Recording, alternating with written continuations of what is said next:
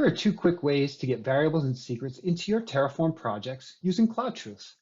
We've created a Terraform project and added our Terraform variables that will be used to deploy an EC2 instance. There are no TFVars files in our directory, and we'll use the CloudTruth run command to call the Terraform project as well as our production environment and pass that to Terraform plan. You can see that even without a TFVars file, we get our values from our specific project and environment passed directly to the Terraform plan command.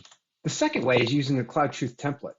We can create a CloudTruth template, set up as a TFVars file, and pull those values from any environment that may contain those changes for your projects. Again, using the CloudTruth CLI command, we can get that template and directly create a TFVars file for whichever environment you might be targeting.